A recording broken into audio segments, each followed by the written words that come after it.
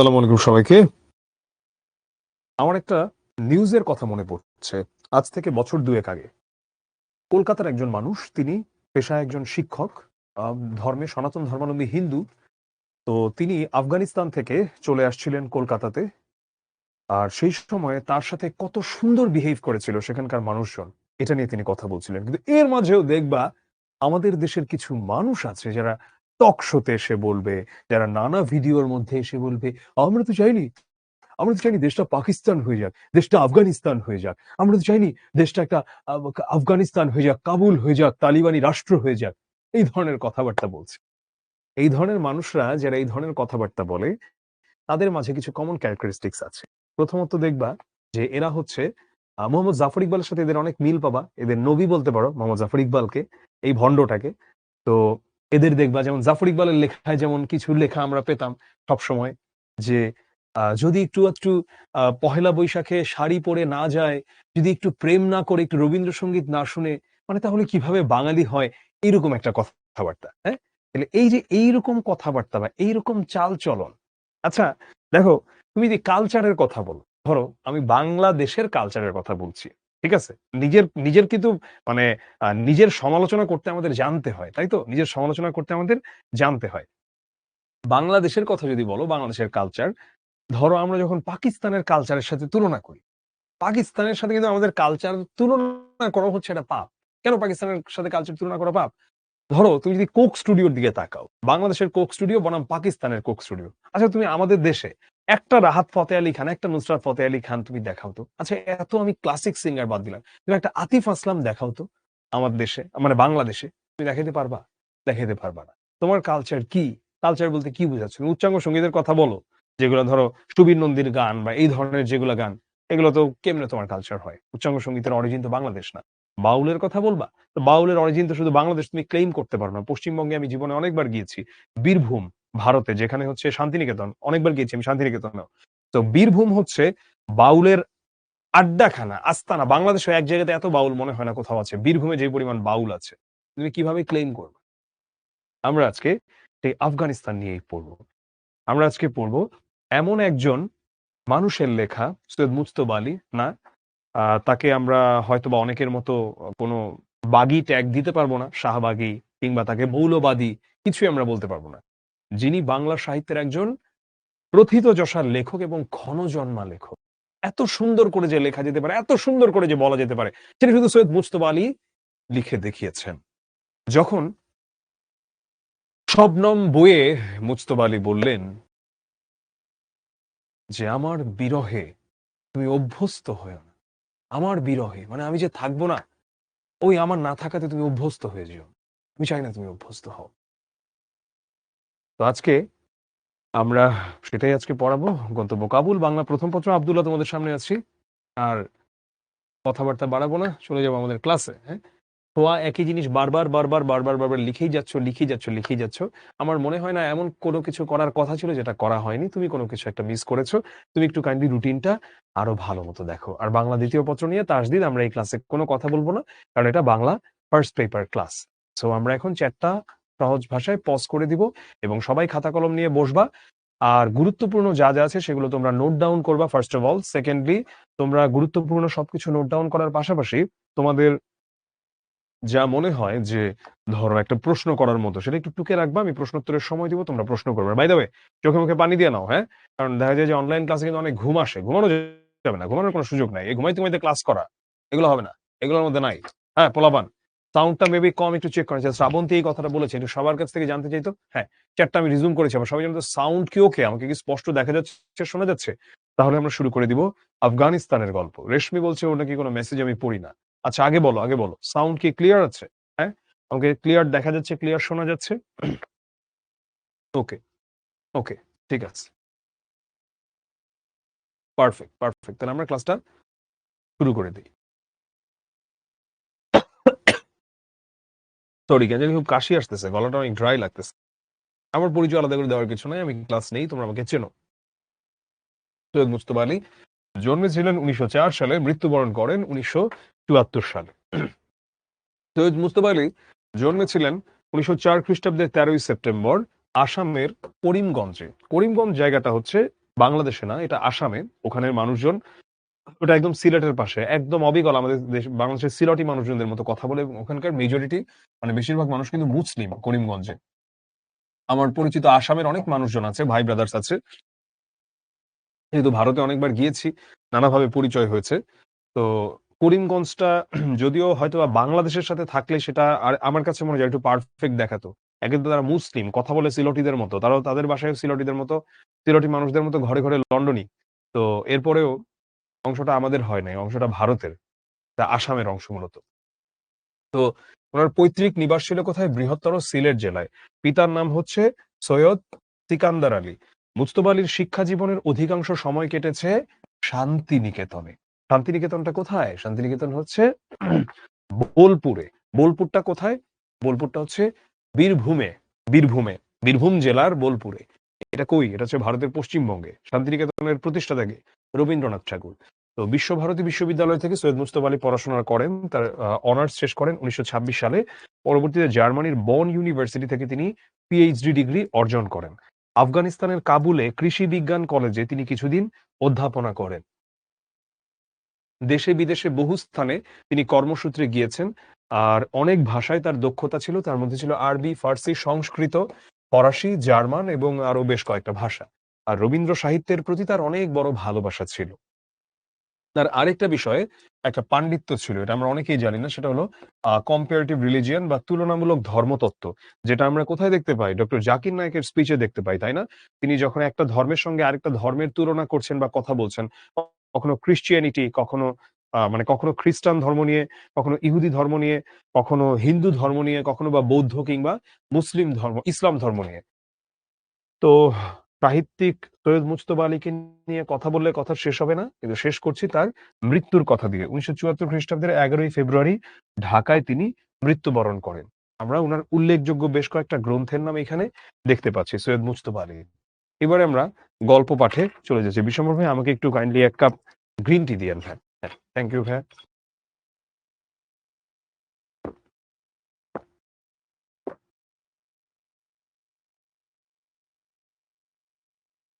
চাঁদনী থেকে নয়সিকে দিয়ে একটা শার্ট কিনে নিয়েছিলাম, বুঝলাম কোন একটা জায়গা থেকে, জায়গার নাম চাঁদনী। সেখান থেকে কাকে দিয়ে কিনেছে চরিত্রটাকে? নয়সি। তখনকার দিনে বিচক্ষণ বাঙালির জন্য ইউরোপিয়ান থার্ড নামক একটি অত্যন্ত প্রয়োজনীয় প্রতিষ্ঠান ভারতের সর্বত্র আনাগোনা করত। এখন ভারতের সর্বত্র আনাগোনা করত, তাহলে তিনি কি ভারতীয়? দেখো, উনি যেই সময়কার মানুষ, তখন আমরা ছিলাম হচ্ছে ব্রিটিশ কলোনির অন্তর্গত। এই পুরোটাকেই বলা হতো ভারতবর্ষ। সেই হিসাবে আমরা তখন ভারতেরই অংশ ছিলাম। কিন্তু পরবর্তীতে ৪৭-এ দেশভাগের পরে আমরা হয়ে গেলাম পাকিস্তানের অংশ। ৭১-এ যুদ্ধ করে আমরা হয়ে গেলাম একটা স্বাধীন সার্বভৌম দেশ বাংলাদেশ। হাওড়া স্টেশনে সেই থার্ডে উঠতে যেতেই এক ফিরিঙ্গি হেঁকে বলল। ফিরিঙ্গি মানে কি? যদিও এটা একটা পর্তুগিজ শব্দ, ফিরিঙ্গি শব্দটার অর্থটা দিয়ে মূলত বোঝানো হয়ে থাকে সাদা চামড়ার মানুষ। তো আগেকার দিনে বলতে বলছি, যখন মানে ব্রিটিশদের শাসন ছিল, সাদা চামড়ার যেই মানুষরা এখানে থাকতো তাদেরকেই বলা হতো ফিরিঙ্গি। ঠিক আছে? ফিরিঙ্গি মানে হচ্ছে হোয়াইট। সহজ কথায় ফিরিঙ্গি মানে কি? ফিরিঙ্গি মানে হচ্ছে হোয়াইট, সাদা চামড়ার মানুষ। হাওড়া স্টেশনে সেই থার্ডে উঠতে যেতেই, হাওড়া স্টেশনটা কি? আচ্ছা চলো দেখি। হাওড়া স্টেশন হচ্ছে ভারতের অন্যতম, ভারতবর্ষের একটা খুব ঐতিহ্যবাহী এবং ঐতিহাসিক একটা স্টেশন এটাকে বলা যায়, হাওড়া স্টেশন। হাওড়া ব্রিজ, তোমরা হাওড়া ব্রিজের কথা অনেকেই শুনেছো। হাওড়া ব্রিজ আহামরি দেখার মতো কিছুই নাই, দেখতে সুন্দর এমন কিছু না, ওটা হচ্ছে ঐতিহ্যবাহী। তেমনি হাওড়া স্টেশন, তো সেই হাওড়া স্টেশনে সেই থার্ডে উঠতে যেতেই, ঠিক আছে, এক ফিরিঙ্গি হেঁকে বলল এটা ইউরোপিয়ানদের জন্য। থার্ডে উঠতে যেতেই, তাহলে বোঝা গেল যে তখন মানুষ যখন কোনো কামরাতে উঠতে যেত ট্রেনে, সেখানেও ইউরোপিয়ানরা নিজেদের জন্য আলাদা রিজার্ভ সিট রাখতো। ধরো সাদা চামড়ার প্রভুরা, প্রভুই বললাম তাদেরকে আমি, হ্যাঁ, সাদা চামড়ার ওরা পৃথিবীকে এমন ভাবে নিজেদের চোখে দেখিয়েছে, আফ্রিকানদের তারা বানিয়েছে দাস, বর্বর, আমাদেরকে বানিয়েছে অসভ্য, এবং তারা এসে কি, আমরা এখন এসেছি আমাদের শাসন এখানে প্রতিষ্ঠা করতে হবে। দেখো, এই জায়গাতে ওরা সবচেয়ে সাকসেসফুলি যেই কাজটা করেছে, আমাদের এখানে যখন দেখলো এসে যে আমাদেরকে ওরা কি শিখাবে, ওদের নিজেদের শিক্ষা নাই, কিন্তু এরা অনেক চালাক, আর এখানকার মানুষ সবসময় ভোদাই টাইপ ছিল।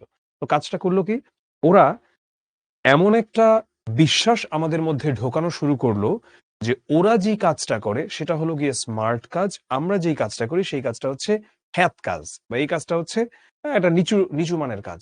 যেমন ধরো, মায়ের পেট থেকে তো কেউ এই শিক্ষা নিয়ে বা এটা দেখে বড় হয় নাই যে লুঙ্গি মানে এটা কেমন জামা কাপড়, যদি স্যুট টাই পরে তাহলে এটা খুব আধুনিক জামা কাপড়। কেন রে ভাই? আজকে যদি ওই সাদা চামড়ার ওরা না হয়ে আজকে যদি আমরা মানে বাংলাদেশ, ভারত, পাকিস্তান আমাদের মতো দেশটা, এই জায়গাটা যদি আজকে পৃথিবীকে শাসন করতো, তাহলে লুঙ্গি তখন হইতো, লুঙ্গি আর স্যান্ডো গেঞ্জি তখন হইতো ফর্মাল ড্রেস। আজকে যদি আরবরা করতো তাহলে ওই জোব্বাই হতো ফর্মাল ড্রেস। অর্থাৎ ক্ষমতা যার হাতে থাকে, এখনকার দিনে মানুষ চায় না, বা এখনকার দিনের যুদ্ধটা হয় না আগেকার দিনের মতো মানে মারামারির যুদ্ধ। এখনকার দিনে যেটা হয় কালচারাল হেজেমনি, আরো সহজ করে বলি সাংস্কৃতিক আগ্রাসন। আমার সংস্কৃতি তোমার উপর চাপিয়ে দেব। যেভাবে আজ এত বছর ধরে ভারত কি করেছে ওর মুভি দিয়ে, ওর গান দিয়ে। যেমন ধরো, ছোটবেলার কথা যদি আমি মনে করি, আমি অনেক গায়ে হলুদের অনুষ্ঠানে গিয়েছি ঢাকা শহরে। তো আমি কোথাও দেখি নাই গায়ে হলুদে এখনকার দিনের মতো এরকম এই সাইয়া দিল মে আনা রে এরকম কখনো ছিল না। গায়ে হলুদ যে এরকম ঝমঝমা ঝমঝম এরকম ছিল না। গায়ে হলুদ কি ছিল? তেহারি খেতে দিত, ওই তার সাথে একটু শসা লেবু থাকতো, সবাই বসে খাইতো, ডেকোরেটরের চেয়ার, গায়ে হলুদ দিত পাত্র বা পাত্রীর, এই শেষ। কিন্তু এই যে এত নাচানাচি, সিকোয়েন্স, ওয়েডিং ফটোগ্রাফি, এগুলো আসছে কোথা থেকে? এগুলোকে আমদানি হয়েছে কোথা থেকে? এগুলো আমদানি হয়েছে বলিউড থেকে। ভারত ওর কালচারাল অ্যাগ্রেশন বা সাংস্কৃতিক আগ্রাসনে চূড়ান্ত ভাবে সফল। তাহলে ক্ষতিটা হয়েছে কার? ক্ষতি হয়েছে আমাদের। আর উপকার হয়েছে কার? উপকার হয়েছে ওদের। এই জন্যই আমাদের দেশে আজ এত পোলাপান দেখো। আমি এমন ছোট বাচ্চাও দেখেছি ডোরেমনের আমলে ফটাফট হিন্দি বলতে পারতো, কিন্তু বাংলা ভালো মতো বলতে পারে না। আমি গাঁক গাঁক করে বললুম, ইউরোপিয়ান তো কেউ নেই, চলো তোমাতে আমাতে ফাঁকা গাড়িটা কাজে লাগাই। মানে ইউরোপিয়ান তো কেউ নেই, তাই এটা হচ্ছে সেটা মজা করে বললো, চলো তুমি আমি মিলে ফাঁকা গাড়িটা কাজে লাগাই। এক তুলনাত্মক ভাষাতত্ত্বের বইয়ে পড়েছিলাম, তুলনাত্মক ভাষাতত্ত্ব। এখানে মূলত বোঝানো হচ্ছে কি তুলনাত্মক ভাষাতত্ত্ব এমন একটা ভাষাতত্ত্বের বই যেখানে কম্পারেটিভ, যেখানে কম্প্যারিজন রয়েছে। যেমন আমরা আবার ওখানে যে তুলনাত্মক, যে আমরা যেটা একটু আগে পড়েছি যে ধর্মের যেই তুলনা, এটার যেমন শিক্ষা বা এটার যেমন বিদ্যা আছে, তেমনি ভাষাতত্ত্বেরও এরকম আছে। তো এরকম তুলনাত্মক ভাষাতত্ত্বের বই পড়েছিল বাংলা শব্দের অন্তদেশে। বাংলা শব্দের অন্তদেশ বলতে মানে শেষে অনুস্বার যোগ করিলে সংস্কৃত হয়। অনুস্বারটা কি? অনুস্বার হচ্ছে আমরা যেটা ব্যবহার করি, আমাদের যে অনুস্বার বর্ণটা, সে অনুস্বার বর্ণের কথা বলা হচ্ছে। আর যদি ইংরেজি শব্দের প্রাগ দেশে, প্রাগ দেশে মানে শুরুতে জোর দিয়া কথা বলিলে সায়েবি ইংরেজি হয়। আবার বোঝো কথাটাকে, তিনি কি পড়েছিলেন ওই বইটাতে? তুলনাত্মক ভাষাতত্ত্ব মানে হচ্ছে ওখানে ডিফারেন্ট ভাষাকে কম্পেয়ার করা হয়েছে ওই বইটার মধ্যে। বাংলা শব্দের শেষে যদি তুমি অনুস্বার যোগ করো তাহলে সেটা সংস্কৃত হয়ে যাবে, এরকম একটা কথা। এখন ধরো আম, এটা হয়ে গেল আমং, এরকম। এটা কথার কথা বলেছে আর কি, বাট সবসময় তো এটা সত্য না। আর ইংরেজি শব্দের প্রাগ দেশে, প্রাগ দেশে মানে প্রথমে জোর দিয়া কথা বলিলে সাহেবী ইংরেজি হয়। সাহেবী ইংরেজি মানে সাহেবরা যেভাবে কথা বলে।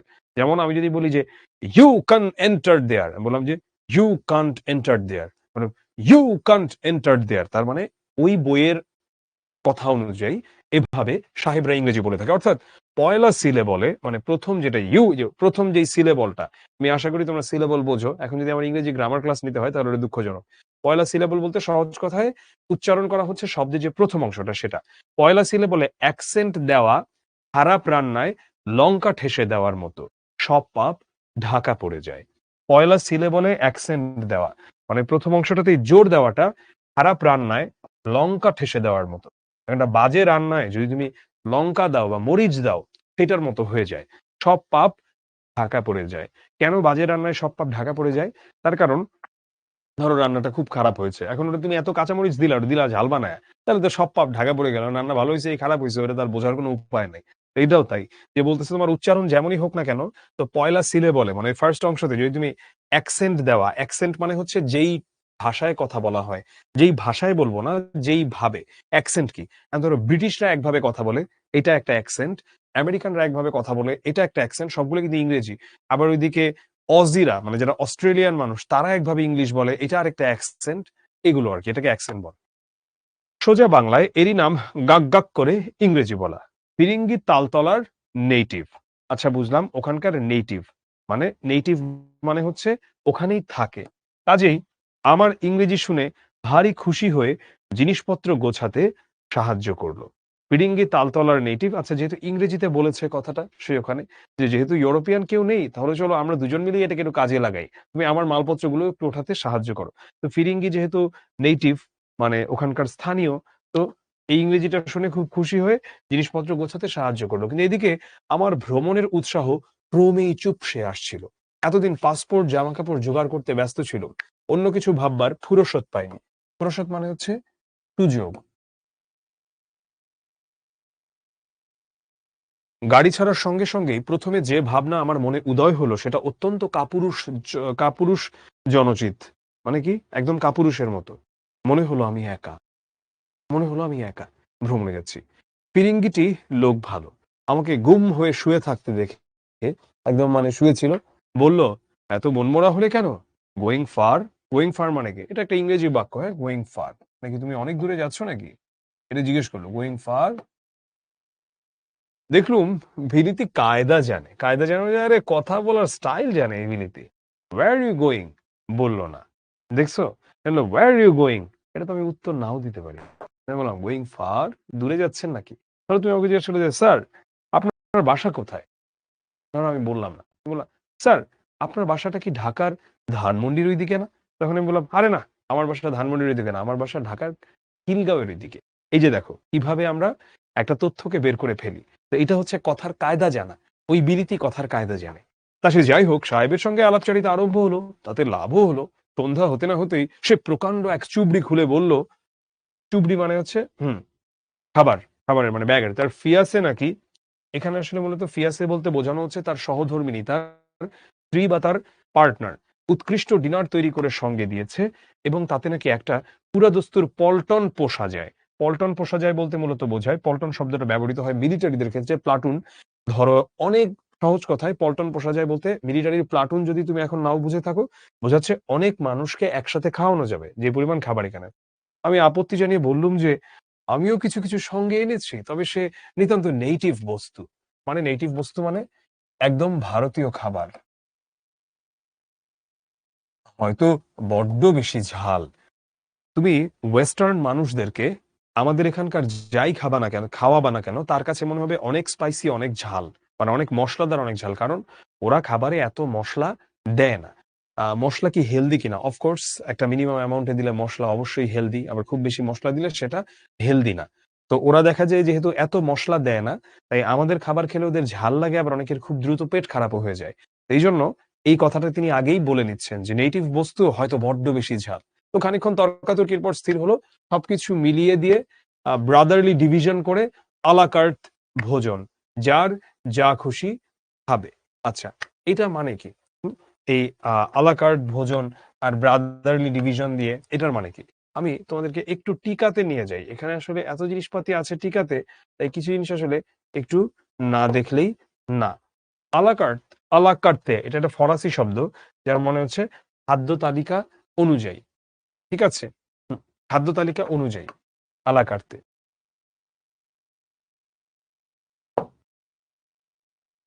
আলা কার্তে ভোজন, যার যা খুশি খাবে, যার যা খুশি খাবে। সাহেব যেমন যেমন তার সব খাবার বের করতে লাগলো, আমার চোখ দুটো সঙ্গে সঙ্গে জমে যেতে লাগলো। সেই শিক কাবাব, সেই ঢাকাই পরোটা, মুরগি মুসাল্লাম, আলু গোশত। আমিও তাই নিয়ে এসেছি জাকারিয়া স্ট্রিট থেকে। তোমাদেরকে ছবি দেখাতে পারলে ভালো লাগতো।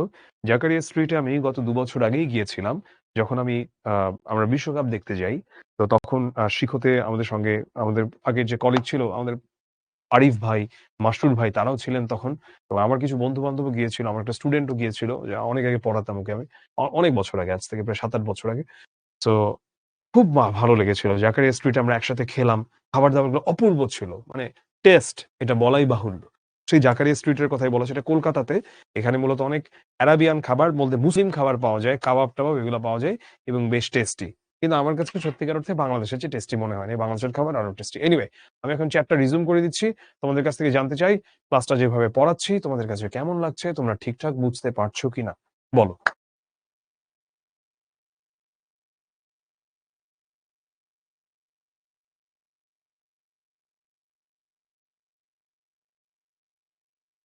হ্যাঁ, ফার্সি আর ফরাসি কি এক নয়? চমৎকার একটা প্রশ্ন করেছি ঈশিতা। না, ঈশিতা এক নয়।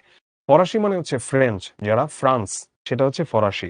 আর ফার্সি হচ্ছে মূলত পার্সিয়ান, অর্থাৎ যারা ইরানিয়ান তাদেরকে বলা হয় পারস্যের, সেখান থেকে। ঠিক আছে? হ্যাঁ, চলো।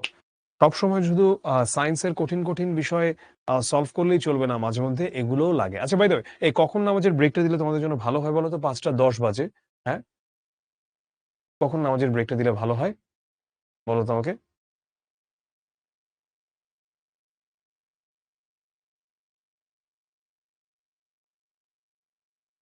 রাকিব, মোহাম্মদুল একটু এসো তো। নামাজের বিরতিটা ওদেরকে কখন দিলে ভালো হয় একটু বলো তো? এখন দিব? নামাজের বিরতিটা কয়টার সময় দিলে ভালো হয়? ৫টা ১০ বাজে এখন। আমরা দিই তাইলে, না? ৫টা ১০ তো মানে ৫টা ১১ বাজে আমার ঘড়িতে আর কি। এটা পর্যন্ত ক্লাস যাবে তো আমি দিয়ে দিতে পারি, ঠিক আছে। তাহলে হচ্ছে দিলাম। ওকে, ঠিক আছে। ৫টা ১২ বাজে আমার ঘড়িতে। আমি আবার বলতেছি, আমার ঘড়ি অনুযায়ী এখন থেকে আমি ১২ মিনিট দিলাম। অর্থাৎ ৫টা ১২ ওইদিকে হয় কতক্ষণ তাহলে? ৫টা ২৪ পর্যন্ত, হ্যাঁ?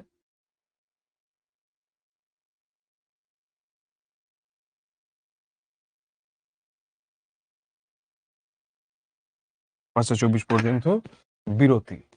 যে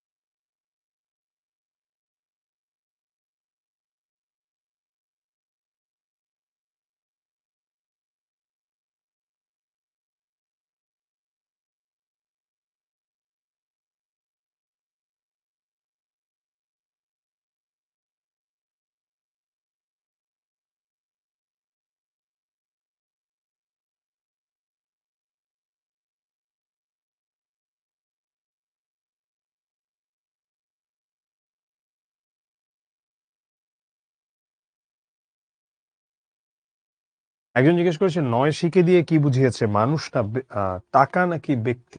টাকা বুঝিয়েছে। হ্যাঁ, এই শুরু করে দিই। হ্যাঁ, ব্রেক অনেক বড় হয়ে যাচ্ছে, এত বড় ব্রেক নেওয়া যাবে না। ঠিক আছে, শুরু করি আমরা। দাঁড়াও, আমি একটু চা খাইতে একটু চাই। হ্যাঁ, একটু আমার একটু 1 সেকেন্ড টাইম দাও। রাকিব, রাকিব কই? মোহাম্মদুল্লাহ, বিশ্বম্ভর ভাইকে একটু বললো আমাকে একটু দুধ চা দিয়ে যাইতে।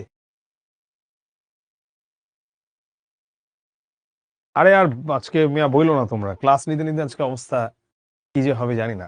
অনেক অনেক ক্লাস। আচ্ছা, তো এবার সাহেবের, হ্যাঁ দুধ চা, এবার সাহেবের চক্ষু স্থির হওয়ার পালা।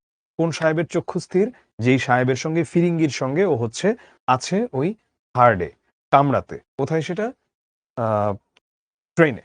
ফিরিস্তি মিলিয়ে একই মাল বেরোতে লাগলো। ফিরিস্তি মিলিয়ে মানে একদম ধরো ওই সবকিছু একই রকম খাবার দাবার ওরা বের হতে লাগলো। মানে ও দেখে অবাক হচ্ছে যে দেখে ওই ওই ওই সাদা চামড়া দেখে আমার মতো জামা পরেছে। এমনকি শিক কাবাবের জায়গায় স্বামী কাবাব নয়, আলু গোশতের বদলে কপি গোশত পর্যন্ত নয়।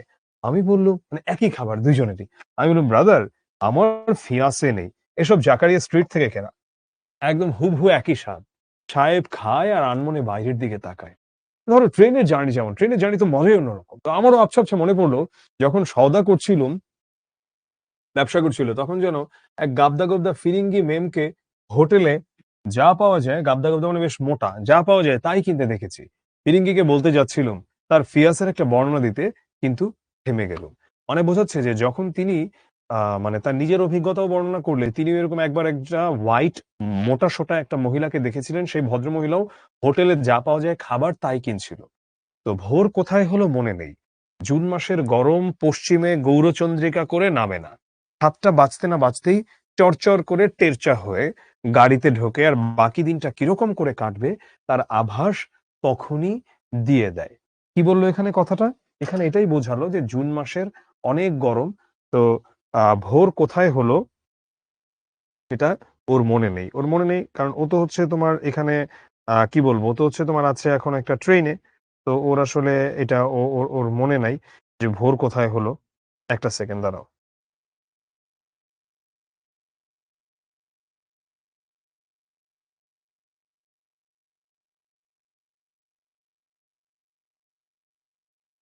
হ্যাঁ, গৌরচন্দ্রিকা শব্দের অর্থ কি? গৌরচন্দ্রিকা শব্দের অর্থ হচ্ছে গিয়ে ভূমিকা করা, বা মানে একটা ধরো মানে এর আগে আসার আগে একটা হিন্ট দেয়া। এইটা করে না।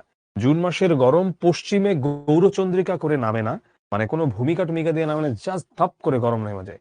৭টা বাজতে না বাজতেই চরচর করে টেরচা হয়ে মানে একদম তেসরা হয়ে গাড়িতে ঢুকে দিন কিরকম করে কাটবে এটার আভাস তখনই দিয়ে দেয়, এমন গরম। গাড়ি যেন কালোয়াত ঊর্ধ্বশ্বাসে ছুটছে। কালোয়াত মানে কি? কালোয়াত শব্দটা মূলত ভারতীয় যেই হিন্দুস্তানি ক্লাসিক্যাল মিউজিক, শুধু ভারত বলবো না, পাকিস্তানের হয় ক্লাসিক্যাল মিউজিক। সেই ক্লাসিক্যাল মিউজিকে যখন গান গাওয়ার সময় একটা সিঙ্গার বা মানে একজন শিল্পী তার গলায় অনেক কারুকাজ দেখায় গাওয়ার, এটাকে বলে কালোয়াতি। এটাকেই বলা হয় কালোয়াত। গাড়ি যেন কালোয়াত ঊর্ধ্বশ্বাসে ছুটছে, মানে একদম গাড়ি পাগলার মতো গাড়ি ছুটছে। কোনো গতিকে রোদ্দুরের তবলচিকে হার মানিয়ে যেন কোথায় গিয়ে ঠান্ডায় জিরোবে। আচ্ছা, এই কথাটা কেন বলছে? গাড়ি যেন কালোয়াত ঊর্ধ্বশ্বাসে ছুটছে, মানে একদম গলার কাজের মতো একদম ছুটছে, ছুটছে। কোন গতিকে? রোদ্দুরের তবলচিকে। দেখা কি লেখা আছে বুঝতে পারি। রোদ্দুরের তবলচিকে, তবলচি বলতে যিনি তবলা বাজায়, তবলা বাদক।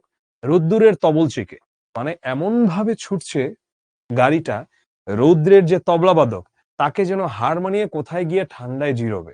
এটা দিয়ে কি বোঝালো? এটা দিয়ে বোঝালো যেটা, এটা হলো, দেখবা এই হিন্দুস্তানি ক্লাসিক্যাল মিউজিকে যারা গায় সেই শিল্পীরা নানা রকম গলায় কাজ দেবার চেষ্টা করে। ঠিক আছে, সেই নানা রকম গলায় কাজ দেবার চেষ্টা করে। এখন সেই কাজটা যখন দেয়, কাজটা দেবার সময় তারা মাঝে মধ্যে যিনি তবলা বাজায় ওই গায়কের সাথে তাকেও যেন বিপদে ফালায় দেয়, মানে তার সে তাল টাল রেখে আর কুলায় না, একদম হারায় টারায় যাবে এরকম একটা অবস্থা। তো এখানে তার কল্পনায় গাড়িটাও এমন যেন ওই শিল্পীর মতো কালোয়াতি করে যাচ্ছে, আর তবলাবাদকটা যেন হচ্ছে সেই রৌদ্র। তো রৌদ্রকেও যেন একদম হার মানিয়ে দিচ্ছে। ঠিক আছে, কোনোভাবেই যেন রৌদ্রকে সে মানে তার সাথে ঠাঁই দিতে পারবে না এই পাল্লায়, এবং সে রৌদ্রকে হারিয়ে জিতে যাবে, এরকম একটা ব্যাপার। এটা হচ্ছে আমরা এখানে তার বর্ণনায় দেখতে পাচ্ছি। সে পাল্লায় প্যাসেঞ্জারদের প্রাণ যায়, স্বাভাবিক, প্যাসেঞ্জারদের প্রাণ যাবে। গাড়ি এর মাঝে আবার ভোল ফিরিয়ে নিয়েছে, দাড়ি লম্বা হয়েছে, টিকি খাটো হয়েছে, নাদুস নুদুস লালাজিদের মিষ্টি মিষ্টি আইয়ে বৈঠিয়ে আর শোনা যায় না। এখন 6 ফুট লম্বা পাঠানদের দাগা দাগা, দিলতা রাওড়া, পাঞ্জাবিদের তুবি অসি আর শিখ সর্দারজিদের জাল বন্ধ দাড়ির হরেক রকম বাহার। আচ্ছা, এটা যেটা বোঝাচ্ছে সেটা হলো যে গাড়ি আবার দিক ফিরিয়ে নিয়েছে। কেন? আমাদের বাংলাদেশে আসলে আমরা এই ধরনের ট্রেন জার্নি ভাবতে পারি না, কিন্তু ভারতে এই ধরনের ট্রেন জার্নি অবশ্যই সম্ভব। আমি নিজেও এরকম একটা ট্রেন জার্নি, একটা দুইটা ট্রেন জার্নি করার আমার অভিজ্ঞতা আছে। তুমি রওনা দিলা একদম গরমের একটা জায়গা থেকে, তুমি মাঝখানে একটা জায়গা দিয়ে একদম ঠান্ডার একটা জায়গা দিয়ে তুমি যাচ্ছ, আবার একদম পাহাড়ি, আবার মরুভূমি টাইপ জায়গা। এটা সম্ভব ওখানে। তো এখানেও যেটা করেছিল, রওনা দিয়েছিল হাওড়া থেকে, কিন্তু এখন কোথায় হয়েছে? এখন কি হয়েছে? এখন যেই ধরনের মানুষ দেখতে পাচ্ছে, তাদের দাড়ি লম্বা, টিকি খাটো, চুল চুল টিকি খাটো, নাদুস নুদুস লালাজিদের মিষ্টি মিষ্টি হ্যাঁ, আইয়ে বৈঠিয়ে, এগুলো আর শোনা যাচ্ছে না। মানে অন্য অঞ্চলে পাঞ্জাবের দিকে চলে গেছে। 6 ফুট লম্বা পাঠানদের দাগা দাগা দিলতা রাওড়া, পাঞ্জাবিদের তুবি আসি বা শিখ সর্দারজিদের জাল বন্ধ দাড়ির হরেক রকম বাহার। জাল বন্ধ দাড়ি কেন বলা হচ্ছে?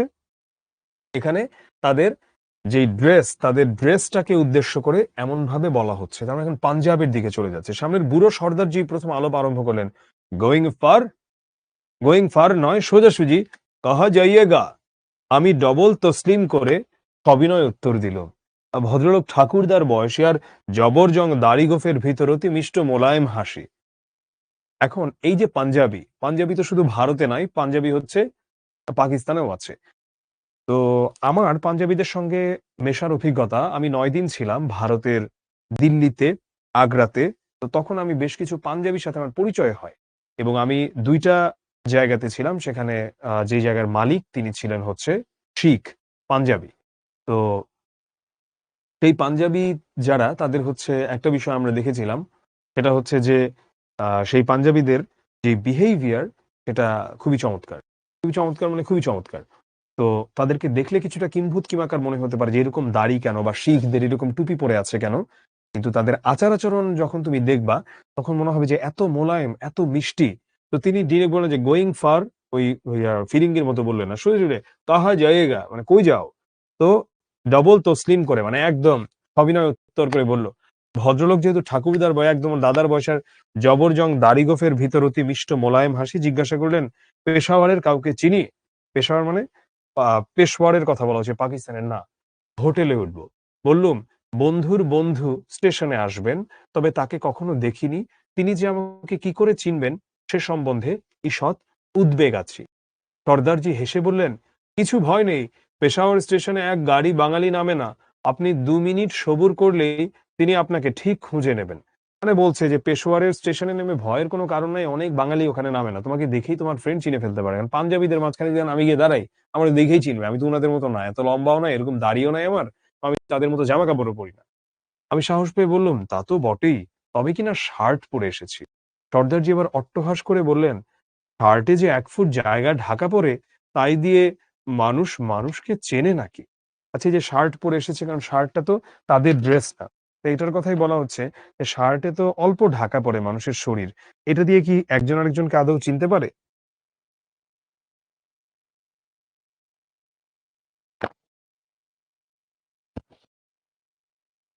আমি আমতা আমতা করে বললাম, তা নয়, তবে কিনা ধুতি পাঞ্জাবি পরলে হয়তো ভালো হতো। সর্দারজিকে হারাবার উপায় নেই। মানে উনি বলছে যে কেন ধুতি পাঞ্জাবি পরলে হয়তো ভালো হতো, এটা তিনি বলছেন কারণ ধুতি পাঞ্জাবি ড্রেসটা তার কাছে বোঝা গেল আরো ভালো লাগে। ওই সর্দারজি, কোন সর্দারজি? পাঞ্জাবের ওই সর্দারজি। বললেন, এও তো তাজ্জব কি বাত, পাঞ্জাবি পরলে বাঙালিকে চেনা যায়। মানে পাঞ্জাবি পরলেও নাকি বাঙালিকে চেনা যায় কিনা, এটা নিয়েও তার প্রশ্ন। আমি আর কথা বাড়ালো না। বাঙালি পাঞ্জাবি ও পাঞ্জাবি কুর্তায় কি তফাৎ সে সম্বন্ধে সর্দারিকে কিছু বলতে গেলে তিনি হয়তো আমাকে আরো বোকা বানিয়ে দিবেন। তার চেয়ে বরং উনিই কথা বলুন, আমি শুনে যাই। জিজ্ঞাসা করলুম, সর্দারজি, সিলওয়ার বানাতে কগজ কাপড় লাগে, সিলভার হচ্ছে এক ধরনের ড্রেস, এই ড্রেসটা মূলত পাকিস্তান এবং আফগানিস্তান ওই জায়গার মানুষদেরকে পরতে দেখা যায়, পাঞ্জাবিরাও এটা পরে। বললেন দিল্লিতে 3.5, জলন্ধরে 4.5। জলন্ধর কি? এটা হচ্ছে পাঞ্জাবের একটা অনেক পুরনো প্রদেশ এবং ওই জায়গাটা অনেক বেশি পরিষ্কার। মনে করো আমাদের রাজশাহী শহরটা যেমন পরিষ্কার পরিচ্ছন্নতার জন্য ফেমাস, জলন্ধর ওরকম। লাহোরে 5.5, লাহোর যেমন পাকিস্তানে। লালমুসাই 6.5, এটা ওই সময়কার একটা জায়গা। রাওয়ালপিন্ডিতে 7.5, ওই সময়কার জায়গার নাম সবগুলা। তারপর পেশাওয়ার 1,10,10,500, খাস পাঠান মুল্লুক কোহাট খাইবারে পুরো থান। মানে এরকম উনি মাপের কথা বলছেন যে ধরো এই ড্রেসটা বানাতে কেমন মানে পরিমাণ কাপড় লাগবে, ওটার উত্তরে উনি এই কথাগুলো বলছেন। পুরো থান 20 গজ, হ্যাঁ, তাও আবার খাকি শার্টিং দিয়ে বানানো। এখন এত আমাদের উত্তর জানা লাগবে না, খাকি শার্টিংটা দেখতে কেমন, এটা কেমন, আমরা এগুলো সার্চ করলে পাবো গুগলে। বাট আমরা এতটুকু জেনে রাখি এখানে বিভিন্ন রকম কাপড়ের কথা বলা হচ্ছে। আমি বললুম এরকম এক বস্তা কাপড় গায়ে জড়িয়ে চলাফেরা করে কি করে? মারপিট খুন রাহাজানির কথা বাদ দিন। স্বাভাবিক, কারণ আমরা তো আসলে এরকম দেখে অভ্যস্ত না। তা আমাদের কাছে মনে হতেই পারে যে এইভাবে আসলে চলে কি করে এত কাপড় গায়ে দিয়ে, যেহেতু আমরা তো আসলে এত কাপড় গায়ে দিয়ে অভ্যস্ত না।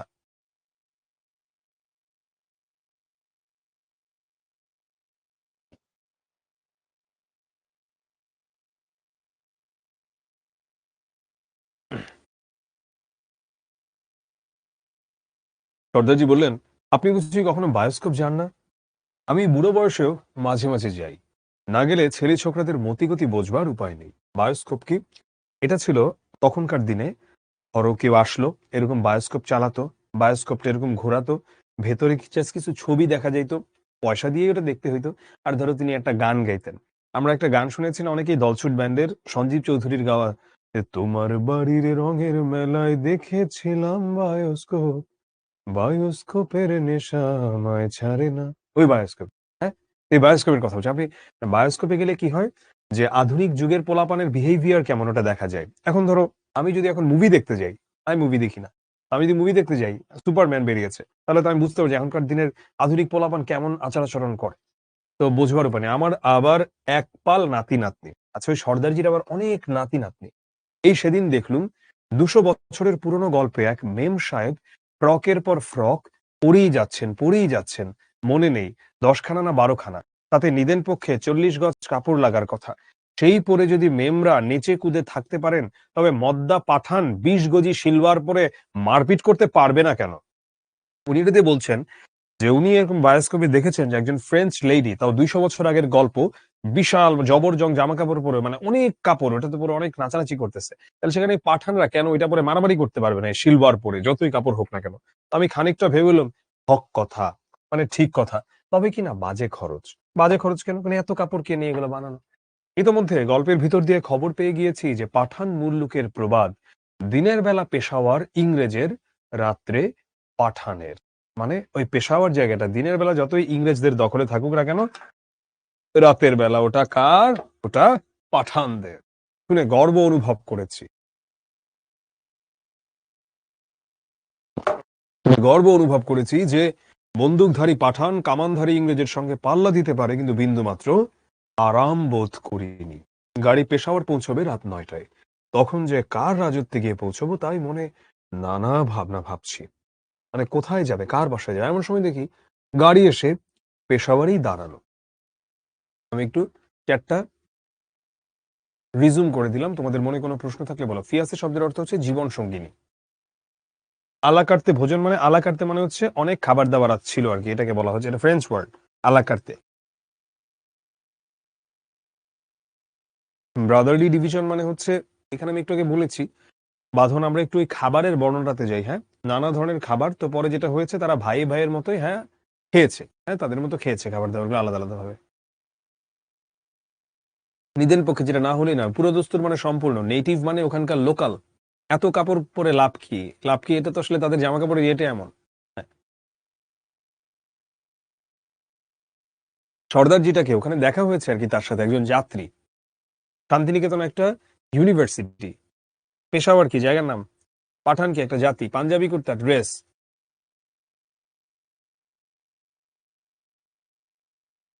কামানধারী কি, যার কাছে কামান আছে?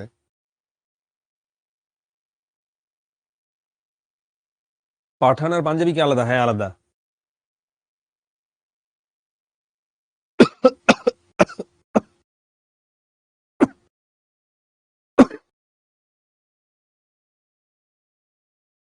রোদ্দুরের তবল জিগে অনেকক্ষণ ধরে বুঝাইছে, এটা এটা আর বোঝানোর কিছু নাই।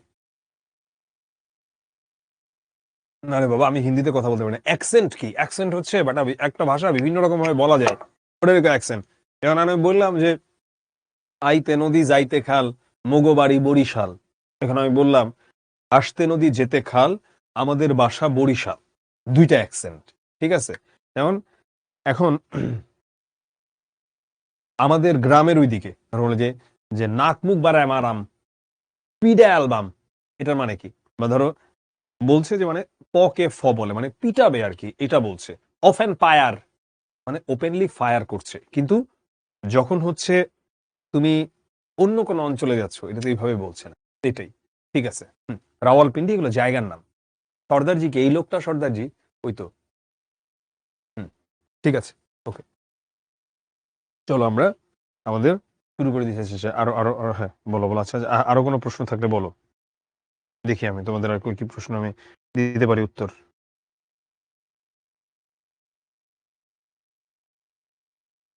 তসলিম, তসলিম শব্দের অর্থ হচ্ছে আত্মসমর্পণ করা আর কি। অনেকে জিজ্ঞেস করছো ভাই ওটা বুঝাইলাম না আমি তখন, যে অনেক মানে যখনই সর্দারজির সঙ্গে দেখা হলো অনেকটা হাত কচলাতে কচলাতে হচ্ছে, বা এইভাবে খুব বিনয়ের সাথে তার সঙ্গে কথা বললো। আর উনি একটা বয়স্ক ভদ্রলোক ছিল আর কি, এই আর কি, এটাই তসলিম।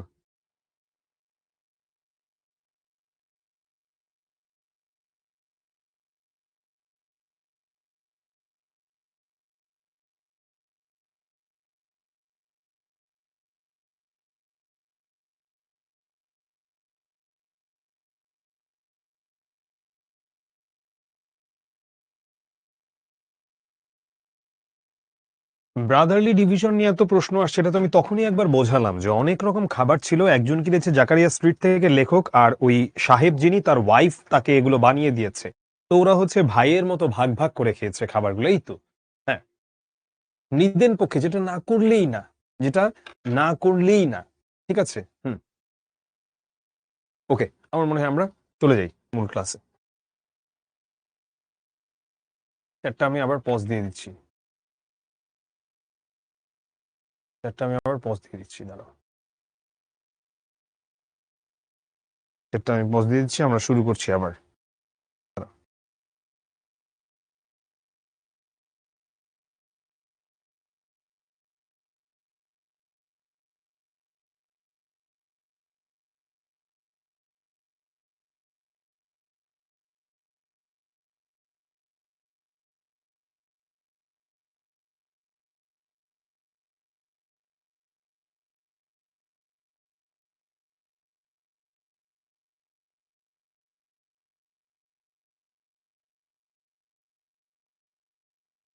বারবার অনেকে জিজ্ঞেস করছে কোহাট কি? কোহাট হচ্ছে একটা জেলা, ঠিক আছে? আচ্ছা, তো প্ল্যাটফর্মে বেশি ভিড় নেই, জিনিসপত্র নামাবার ফাঁকে লক্ষ্য করলাম যে 6 ফুটি পাঠানদের চেয়েও এক মাথা উঁচু এক ভদ্রলোক আমার দিকে এগিয়ে আসছেন, মানে অনেক লম্বা। কাতর নয়নে তার দিকে তাকিয়ে মানে একদম চোখিয়া করে যতদূর সম্ভব নিজের বাঙালিত্ব জাহির করার সঙ্গে সঙ্গে তিনি এসে উত্তম উর্দুতে আমাকে বললেন তার নাম শেখ আহমদ আলী। আমি নিজের নাম বলে এক হাত এগিয়ে দিতেই তিনি তার দু হাতে সেটি লুফে নিয়ে দিলেন এক চাপ। পরম উৎসাহে মানে হ্যান্ডশেক, গরম সংবর্ধনায় সে চাপে আমার হাতের 5 আঙুল তার 2 থাবার ভিতরে তখন লুকোচুরি খেলছে, কারণ যেভাবে চাপ দিছে হাতে, খানিকটা কোলে পিঠে, খানিকটা টেনে হিচড়ে তিনি আমাকে স্টেশনের বাইরে এনে একটা টাঙায় বসালেন। আচ্ছা, টাঙায় বুঝলাম, যেটা দিয়ে হচ্ছে তখনকার দিনের গাড়ি। আমি তখন শুধু ভাবছি ভদ্রলোক আমাকে চেনেন না, জানেন না, আমি বাঙালি, তিনি পাঠান, তবে যে এত সংবর্ধনা করছেন তার মানে কি? এর কতটা আন্তরিক আর কতটা লৌকিকতা, লৌকিকতা মানে লোক দেখানো।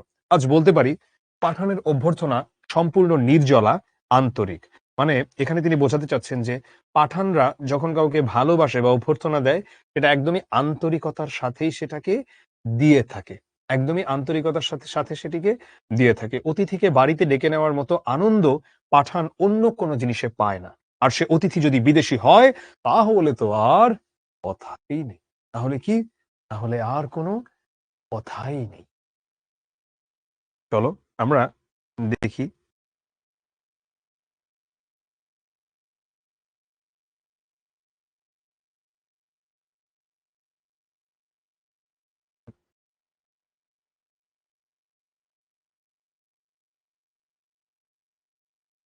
আরবি ভাষায় একটি প্রবাদ আছে, ইয়মুস সফর নিমফুস সফরে, অর্থাৎ কিনা যাত্রার দিনই অর্ধেক ভ্রমণ। মানে তুমি যেদিন যাচ্ছ ওই দিনই তোমার অর্ধেক ভ্রমণ হয়ে যায়, যেদিন তুমি যাচ্ছ কোথাও। পূর্ব বাংলায়ও একই প্রবাদ প্রচলিত আছে, সেখানে বলা হয় উঠোন সমুদ্র পেরোলেই আধেক মুশকিল আসান। মানে তুমি হচ্ছে উঠোন সমুদ্র পেরোলেই বলতে বোঝাচ্ছে তুমি ঘর থেকে বেরোলেই বা তোমার রওনাটা শুরু করলেই তোমার যেই সমস্যা সমাধানের জন্য বা যেই কাজের জন্য তুমি যাচ্ছ সেটার অর্ধেক হয়ে গেছে। আহমদ আলীর উঠোন পেরোতে গিয়ে আমার পাক্কা 7 দিন কেটে গেল। 8 দিনের দিন সকালবেলা আহমদ আলী স্বয়ং আমাকে একখানা বাস ড্রাইভারের পাশে বসিয়ে তাকে আমার জানমাল বাঁচাবার জন্য বিস্তর দিব্য দিলাসা দিয়ে বিদায় নিলেন। দিব্য দিলাসা মানে হচ্ছে এখানে বোঝাচ্ছে যে ওই বাস ড্রাইভারের পাশে বসিয়েছে এবং তার মানে জিনিসপত্র ঠিক মতো থাকে এরকম ভাবে দিয়ে তিনি বিদায় নিলেন। কে? আমরা ক্যারেক্টারটার এখন নাম পেলাম। ক্যারেক্টারটার নাম কি? ক্যারেক্টারটার নাম হচ্ছে আহমদ আলী। হাওড়া স্টেশনে মনে হয়েছিল আমি একা। এখন মনে হলো আমি ভয়ংকর একা। ভয়ংকর একা এই অর্থে যে নো ম্যানস ল্যান্ডই বলুন আর খাস আফগানিস্তানই বলুন, এসব জায়গায় মানুষ আপন, আপন প্রাণ নিয়েই ব্যস্ত।